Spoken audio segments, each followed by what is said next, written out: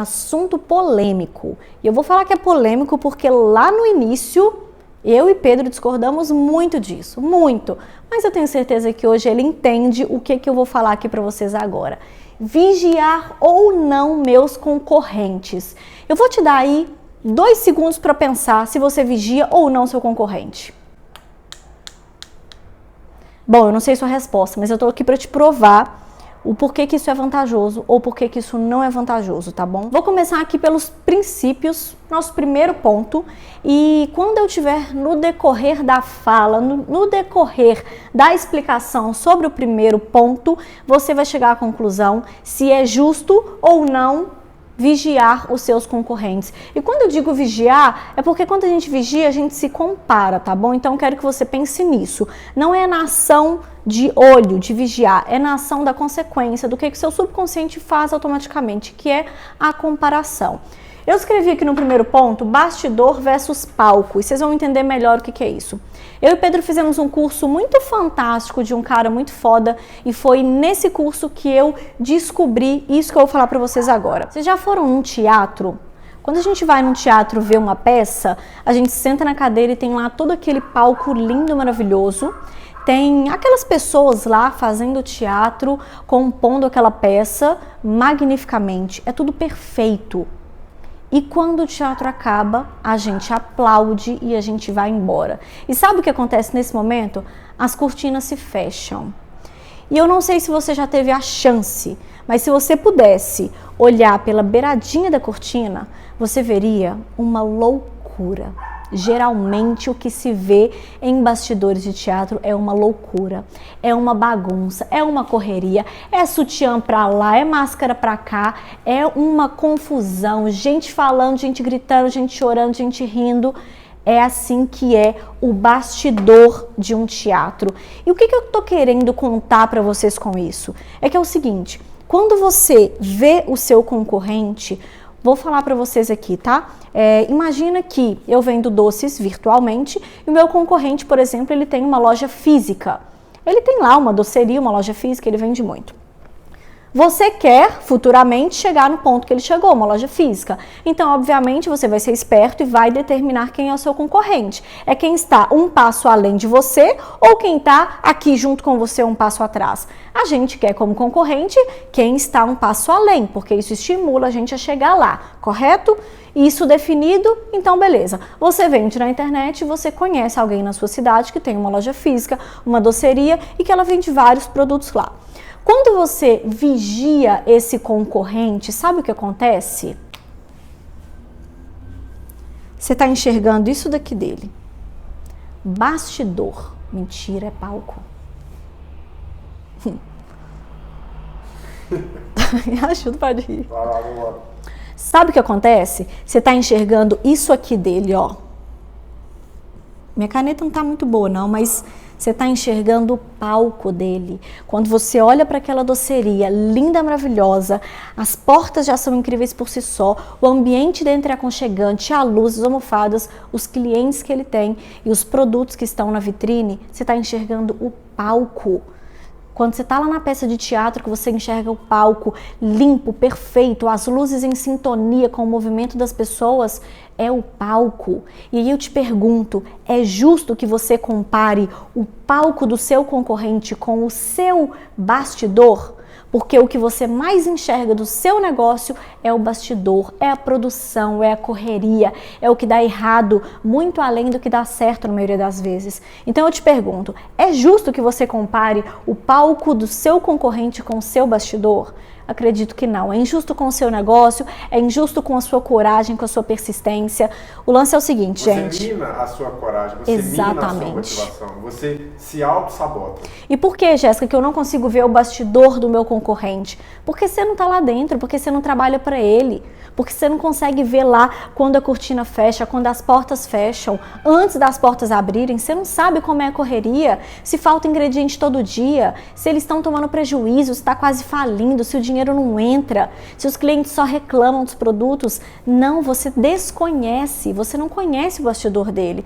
Então, gente, vigiar ou não seus concorrentes. É injusto com você e com o seu negócio que você compare. Se vigiar para você é comparar, eu te afirmo, é injusto que você compare o palco do seu concorrente com o seu bastidor, com o seu interno, com o seu dia a dia, tá bom? Acho que ficou bem claro. Você concorda comigo, amor? Eu concordo, porque muito difícil você ver o seu próprio palco. A gente sempre tende a ver mais o que está dando errado e comparar com o que dá certo do outro. Exatamente. Mas se você não tiver maturidade suficiente, você tende a se auto-sabotar e você vai machucando, vai minando a sua coragem. E vai desanimando até fechar as portas. E o seu concorrente, que às vezes estava pior do que você, acaba saindo na frente porque você desanimou e ele te perdeu como concorrência. Fica a dica aí. Galera, segundo ponto, vigiar ou não meus concorrentes. Presta atenção nisso.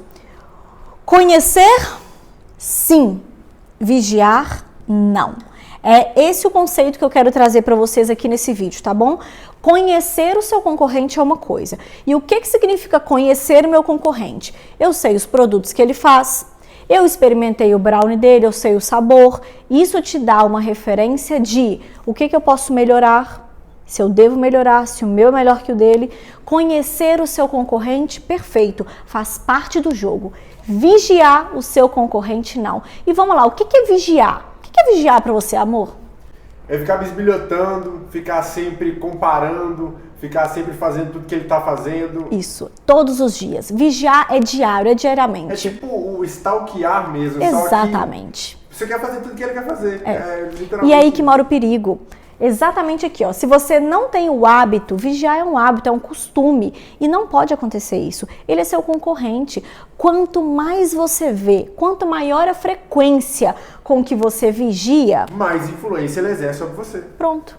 E o que significa exercer influência sobre você? Você inconscientemente vai querer começar a produzir e a fazer o que ele está fazendo. Dando certo ou não, porque afinal você só enxerga aqui, ó, você acha que tá dando certo, mas você não sabe se a estratégia é ruim, se a estratégia é errada, mas você tá vigiando tanto, que a influência que ele tá exercendo em você faz você enxergar só o palco dele. Aí você começa a trazer para o seu bastidor, e aí o negócio desanda. Então, fica a minha dica aqui, ó, você deve conhecer sim, mas vigiar não. Terceiro ponto, gente, por que conhecer sim? Porque te traz parâmetros. Se você é novo aí no negócio de brownie na sua cidade, mas você sabe que tem uma loja que vende brownie, que é especialista em doces no geral, ou mesmo que ela seja só em brownie também, que eu acho muito difícil, você precisa tirar um parâmetro.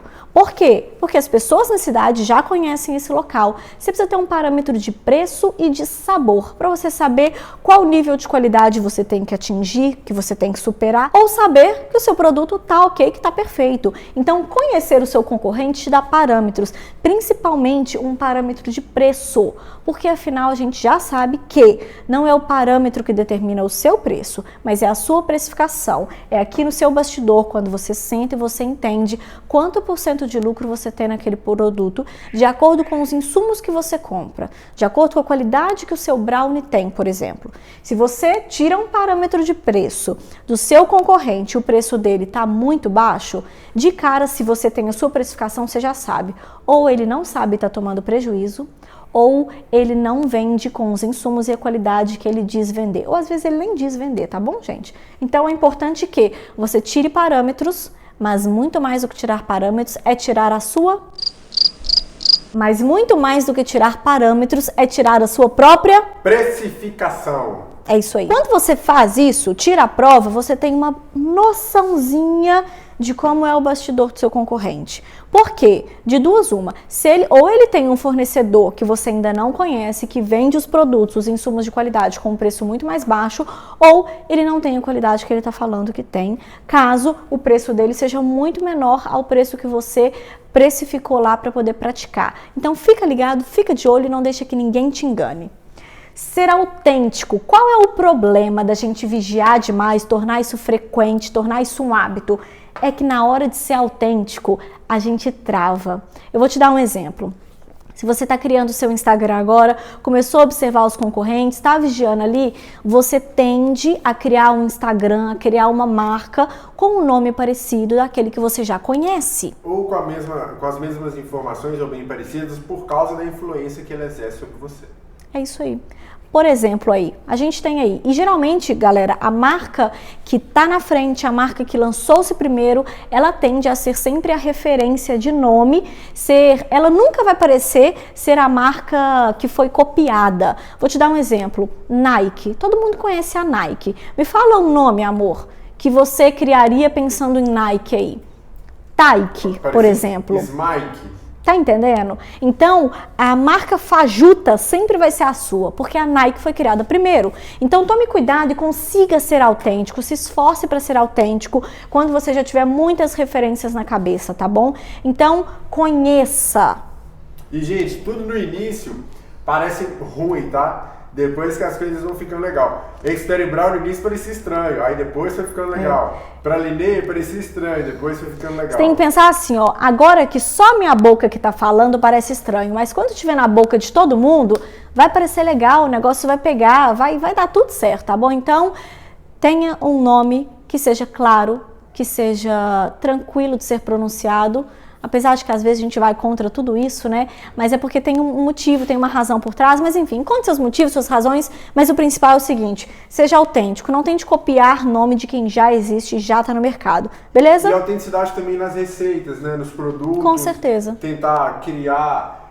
É muito importante você tentar passar qual que é o seu estilo, qual que são as suas personalidade. Crenças, a sua personalidade através daquilo, porque você vai começar a ficar marcado na mente das pessoas por ter aquele perfil. Por algo próprio. E quando você vigia demais, como o Pedro disse, você tende a ser atingido ali na cara pelo que as pessoas estão fazendo. Você tende a ser influenciado pelo que elas estão fazendo.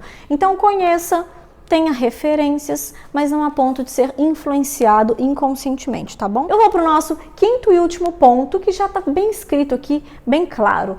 Toda boa ideia deve ser copiada. Mas, Jéssica, agora você me confundiu. Você acabou de falar um monte de coisa de não copiar, de não sei o que, não sei o que, não sei o que, e agora você fala que toda boa ideia deve ser copiada? Eu não estou falando sobre o produto em si, eu estou falando sobre referências, estou falando sobre estratégias, estou falando sobre truques, sobre dicas. Estou falando sobre você entrar no Instagram, por exemplo, quando você estiver conhecendo o seu concorrente e entender o que dá certo no Instagram dele. Ah, ele tem esse tecido aqui que combina super com o brownie, com o ambiente, ele usa essa luz aqui que dá um ar. Copia o que está dando certo, copia a boa ideia, copia a boa estratégia, pegue referências aí, principalmente fora do país, blogs internacionais, manda o Google traduzir lá e entende o que as pessoas estão fazendo. São boas referências que podem virar literalmente aí uma cópia. Não tem problema que você copie, desde que seja uma estratégia, uma referência. O que dá certo para o outro pode dar certo para você também. Com certeza. Isso é muito importante. Quando a gente está falando de copiar produto, não. Boa ideia, boas práticas, boas referências. E lógico, sempre trazendo a sua autenticidade, a sua personalidade. A gente já fez isso, a gente busca muitas referências e a gente vê aquela boa ideia, acha legal e a gente traz para o nosso plano e faz o quê? Traz a nossa autenticidade, traz a nossa personalidade, as nossas crenças e a gente molda aquilo. Galera, boa ideia, tá? Você não vai pegar um bastidor que você não está enxergando, uma coisa que você não tem clareza e copiar porque você acha que no seu concorrente dá certo, tá? Eu vou abrir um parêntese sobre, mas por que eu posso copiar toda boa ideia desde que não seja um produto? O negócio é o seguinte... Produtos, a gente pega referências de outras pessoas. A gente pega uma coisa aqui, outra ali e junta para ter o seu próprio produto, tá? Copiar, desde que você dê os créditos no final, a pessoa que você copiou, tudo bem. Mas aqui, como que é o nosso processo de criação, por exemplo? Inclusive, eu prezo muito pelo processo de criação e não por um processo de cópia, de ficar em busca de referências e copiar. As referências servem para te guiar, tá bom? Uma junção que vem a partir de muito estudo. Exatamente. Você pega muitas referências, junta com sua personalidade, com coisas que você gosta e aplica e cria-se um produto seu, beleza? Ficou claro, ficou transparente, toda boa ideia deve ser copiada. Eu acho sim que deve ser copiada. Estratégias que estão dando certo, detalhes, truques, vai lá e copia, não tem problema nenhum, ninguém vai te julgar por isso. Sabe por quê? Porque todo mundo faz isso. Aquele cara que você acha que ele criou a ideia, geralmente ele copiou de outra pessoa. Então não se acanhe não, vai lá e faça o seu negócio dar certo. Alguma dúvida, amor? Nenhuma, tudo esclarecido. Galera, é isso aí. Espero que vocês tenham gostado. Até a próxima. Beijo.